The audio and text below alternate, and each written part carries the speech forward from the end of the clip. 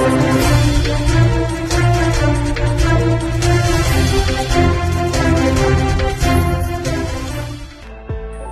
Crime બ્રાન્ચની ટીમે ગત 18મીએ થાઇલેન્ડ બેંકોકથી ફ્લાઇટમાં સુરત આવેલા મુંબઈના ઇસમને હાઇબ્રિડ ગાંજાના જથ્થા સાથે ઝડપી પાડ્યા બાદ રિમાન્ડ દરમિયાન તેની પૂછપરછ કરી વધુ 1,70,00,000નું ડ્રગ્સ તેની પાસેથી કબજે કર્યું હતું.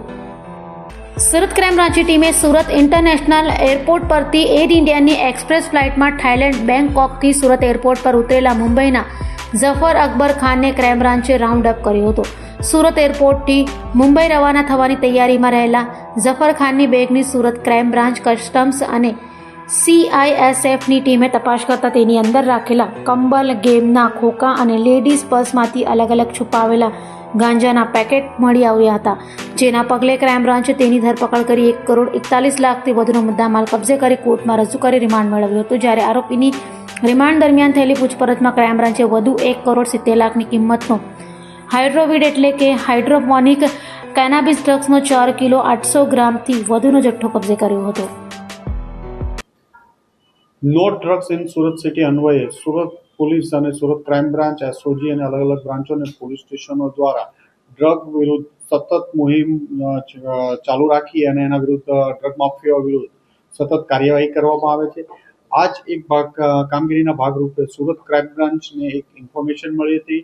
17/11/2025ના રોજ એક બેંકોકથી સુરત એર ઇન્ડિયા એક્સપ્રેસની ફ્લાઇટમાં એક ઝાફર ખાન મોબાઈલવાળા નામનો માણસ ફ્લાઇટમાં આવે છે અને એની પાસે હાઇબ્રિડ ગાંજો છે. આ બાતમી આધારે સુરત ક્રાઇમ બ્રાન્ચની ટીમના પોલીસ ઇન્સ્પેક્ટર SN પરમાર અને એની ટીમ દ્વારા એરપોર્ટમાં એમને પકડવામાં આવ્યા હતા અને એમની સર્ચ દરમિયાન 4 કિલો જેટલો હાઇબ્રિડ ગાંજો મળી આવ્યો હતો.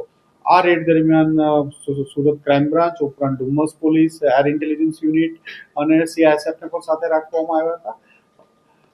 એમની પાસેથી અંદાજે 1,41,00,000 જેટલો મુદ્દામાલ કબજે લેવામાં આવ્યો હતો. આ મુદ્દામાલ એને કોઈને આપવાનો હતો. એને એરપોર્ટથી બહાર નીકળ્યા પછી કોને આપવાનો છે એ બાબતે એમને જાણ કરવામાં ફોન પર આવવાની હતી.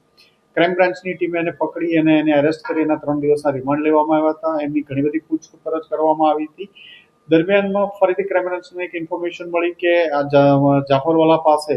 જાફર ખાન પાસે વધુ મુદ્દામાલ છે. જે વાતની આધારે ફર્ધર એના રિમાન્ડ લેવામાં આવ્યા હતા અને એની પાસેનું જે લગેજ હતું બેગ, જેમાં ઉપર 8 પેકેટ જે 4 kg મળ્યા હતા, એ બેગ જ એને કન્ફેસ કર્યું કે બેગની અંદર કન્સીલ કરીને છુપાવીને વધુ હજી મુદ્દામાલ બીજો છે.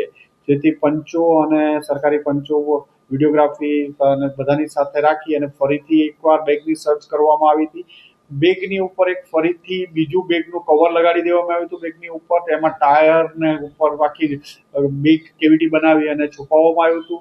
એમના ઉપર એમણે કાર્બન પેપર મૂક્યા હતા જેથી જે બેગેજ સ્કેનરમાં આ ડ્રગ્સ છે એ સ્કેન ન થાય અને આરામથી પાસ થઈ શકે, એટલે એ પણ એને છુપાવીને કબજે કરવામાં આવ્યું છે. એ બંને બેગ તોડીને સર્ચ કરતા એમાંથી 4 પેકેટ મળી આવ્યા હતા જે 4 કિલો 800 ગ્રામ એટલે અંદાજે 5 કિલો જેટલું અને જેની કિંમત 1,70,00,000 જેટલાનો મુદ્દામાલ વધુ સુરત ક્રાઇમ બ્રાન્ચ દ્વારા ધરપકડ કરવામાં આવ્યું છે.